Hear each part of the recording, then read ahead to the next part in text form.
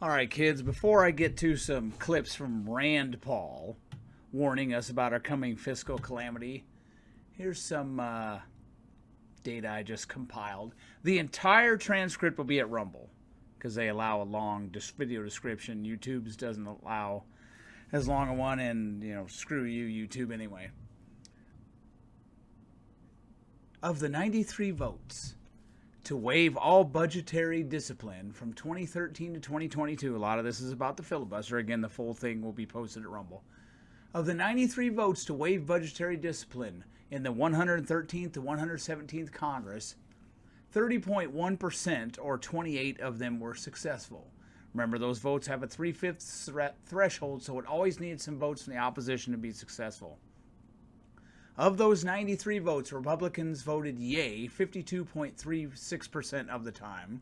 If a senator was absent, I'm assuming that's that's obviously not a yes. So as long as if a senator died, I didn't count that. But if they didn't bother voting for it, didn't bother showing up, I'm assuming that's a no. Obviously, it probably would be. In votes for the amendment to waive budgetary... Now remember, the Republicans voted on all those. 52.36% of the time they voted yay. In votes for the amendment to waive budgetary discipline was successful. The GOP voted yay 54.76% of the time. Of those 93 votes, the Democrats voted yay 55.789% of the time in the Senate. In votes for the amendment to waive budgetary discipline was successful. I can't even talk. The dumbass crats voted yay 91.399% of the time. The Democrats stick together much better than the GOP. And in votes where they're close to en masse support, they pick off enough GOP squishes to make it happen. I could also say the GOP could stop many of these votes, but not enough of them do so, and they cross over, giving Democrats victory. The reverse does not happen often. We do not have enough Rand Paul or Mike Lees in the Senate to stop this madness. The GOP is like a football team that drives ball down the field with ease. They falter in the red zone and have to kick a lot of field goals. The communists, however, are scoring a lot more touchdowns in the red zone. That was the 113th to 117th Congress. Now to the 111th and 112th, and I did them both separately, and then I added them together, so I'll just skip to the part where we add them together. In the 111th and 112th Congress, there were only 80 attempts. Well, that's actually pretty close to the others. You can see how the Democrats were in the majority. 80 attempts versus 113th through 117th was just over 90, so you can see how it was a lot more in those two Congresses. In the 111th and the 112th, there were 80 attempts to waive fiscal sanity, 21 successful, whereas from the 113th to 117th, there were 93. So getting to my data on that, adding the 112th and the 111th Congresses together, Democrat senators voted to ignore budgetary discipline 40.859% of the time in all those votes. When the waiver votes were successful, the Democrats voted yay 91.887% of the time. 91.887. Now the GOP and all those votes to waive budgetary discipline voted yay 59.413% of the time, but when the waiver votes were successful, they voted yay 28.135% of the time. So you can see again, the Democrats stick together better than the GOP.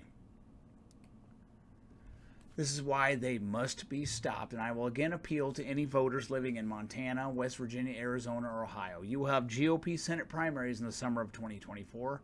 If there is a Rand Paul, Mike Lee, or Thomas Massie type candidate running, you owe it to this country to get to your primary and support them. All those races are winnable. Do you want more Susan Collins in the Senate or more Rand Paul?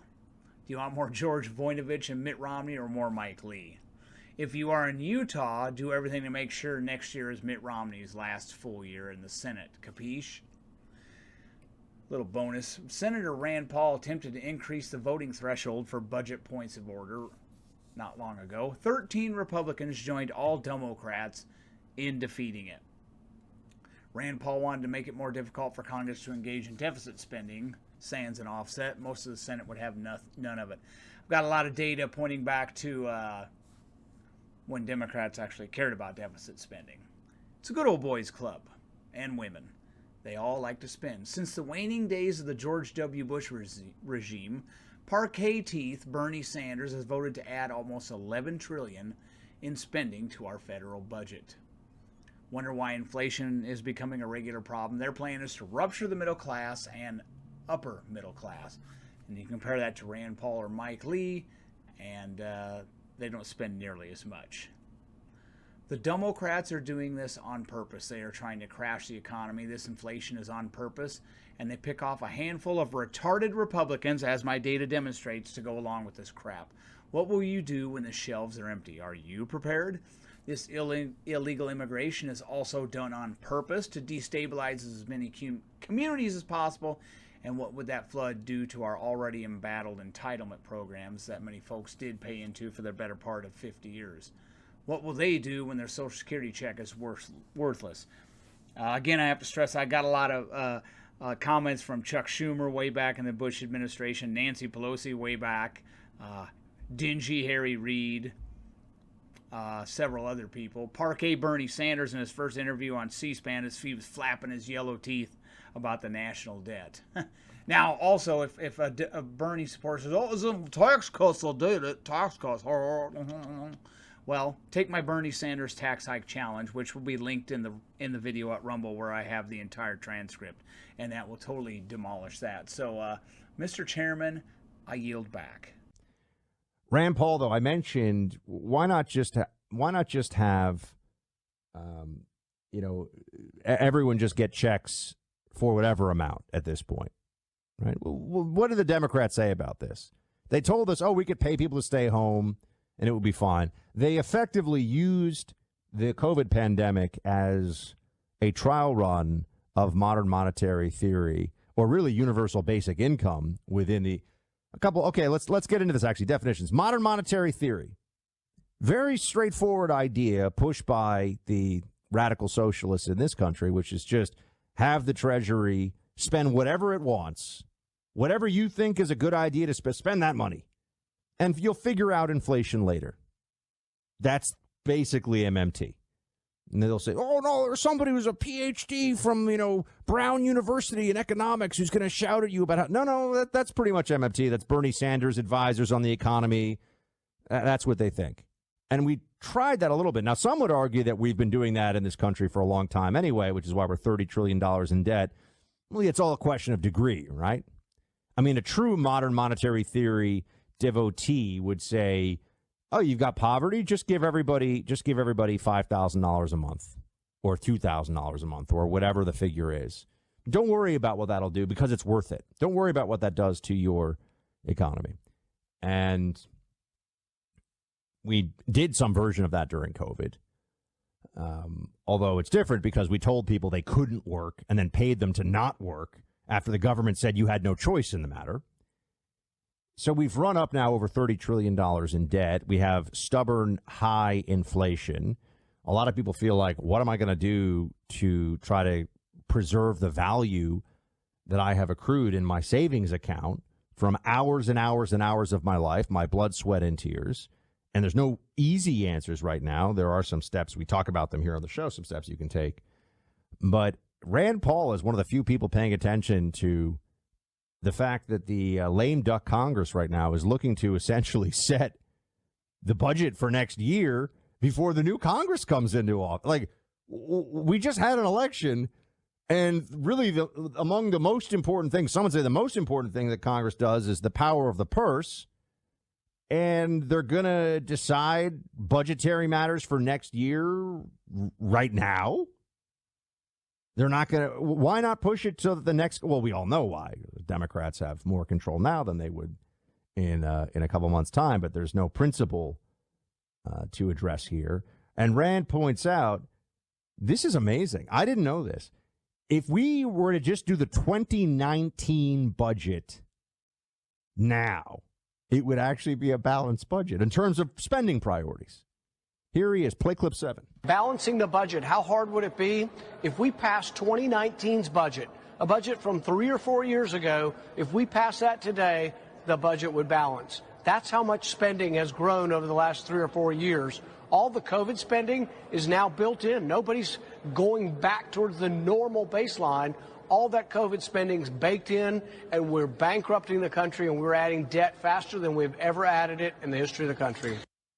One of my big concerns about the COVID apparatus, which I have been essentially entirely right on, I was going to say this, all of these issues, that they would eventually just realize this is like the flu shot, that lockdowns were crazy, that masks don't work, that spending all of that money was going to come back to bite us. And that's what we've got in the form of inflation, including the $2 trillion that Biden spent on a Democrat alone basis right when he came into office. Totally unnecessary spending, but they were doing everything they can. We've created this huge bloated bureaucracy of COVID spending, and the spigot never gets turned off. They're just going to keep going. And you say, well, but this is nuts. We've got a huge inflation problem. Now's the time when you really need to actually cut back on unnecessary spending. You certainly can't. We just go back to the spending levels of 2019. We could have a balanced budget. Rand Paul just said we would have a balanced budget if we went back to 2019 spending levels. They won't do it. Deeper and deeper into debt. If you look at the history of fiat currencies, and I mean the total history of fiat currency, it is discouraging as to what the future looks like. What is unsustainable will not be sustained. Right? If it's going to eventually collapse, we should probably do something about it before it collapses. But instead, no. Free stuff for everybody. Justice, social justice demands more free stuff for everyone. Sure, as you all know, the most expensive thing the government ever offers you is what it says is free. They've got sort of this national security state apparatus, which is telling them, oh, we got to have increases there. We got to have increases in the Pentagon. No audit, a bill I sponsored. So in order to get that, Schumer says, okay, then we'll double social spending too. And so they come to an agreement that basically puts the next generation of kids on the hook for it. And they're not going to be able to pay it off the debt. We're going to have a sovereign debt crisis soon. Where does all this go? I mean, because I what I started the show talking about was the Tea Party began its protest against wild government spending when we had a $10 trillion deficit. That was the number that set off alarm bells. $10 trillion oh, my debt, goodness. Right. Yeah, $10 trillion debt. Yeah, maybe we'll have a budget at some point, the way things are going. But now we're over $30 trillion. Yep. And if you look at that in the space of 12 years, we basically added $20 trillion in debt. That's roughly, $1.5 trillion a year or so. That means in 20 years, we might be sitting at a $60 or $70 trillion debt if we continue at the same pace. That's and right. God knows what's going to happen with inflation and overall borrowing costs going up. That just eats up more and more of the federal budget on a year-to-year basis. How does this change? What happens? Well, the vigilantes, you used to call them the bond vigilantes, and the government would have a blowout. Interest rates would rise because they weren't printing money, and that would rein in the spending somewhat. Well, now, since really Bill Clinton, the glue that's held this together has been artificially low interest rates by the Fed. What that did, essentially, was monetize all this spending you're talking about. When you have all that fiat money and the Fed is just putting a credit on the Treasury's checkbook, then soon you'll have massive inflation, and then you'll get interest rates rising no matter what the Fed does because they'll be out of tools. So this is the problem with printing money. It takes off the guardrails of spending, Clay. I mean, if you didn't print the money, interest rates would either skyrocket or taxes would skyrocket, and there would be a revolt. But if you're printing the money, it's the worst way to debauch a currency. It's the worst way to raise taxes on the next generation. And I think the bill is going to come due soon because as rates rise, just interest on servicing the debt a year will be $1 trillion in the federal budget. Yep. And so it is unsustainable. You're quite right. Yeah, and it's terrifying because I don't think a lot of people understand that. But, when you have a low interest rate environment, the cost of borrowing is effectively limited to a substantial degree, it's subsidized, right? Subsidized. Right. And now you're dealing with what's going to have to be, 5 and 6% interest rates. And we just had Bill Haggerty on talking about just what the cost of that interest is. Yeah. And it's frankly unsustainable. So I don't know how it blows up. and I don't know how bad it's going to get. Well, we'll become a third world banana republic that keeps devaluing its currency. So Right. if you've saved up $500,000 to retire, it'll be worth $200,000. They'll just devalue it. And so it will make everyone poorer. And then if you get, if the Chinese get their way and their currency becomes the international currency, then you're really going to have a run on the dollar. We are flirting with disaster. We really are. And I don't think, and that's why, to your earlier point, Clay, people are so upset with those Republicans. Yeah. They're supposed to be the green eye shade, bookkeepers that keep this thing in check. And they just went over to the dark side. Which is happening. It's a de facto bankruptcy in slow motion. Rand Paul was up on Capitol Hill and brought up this point yesterday. He did a great job. Check this out.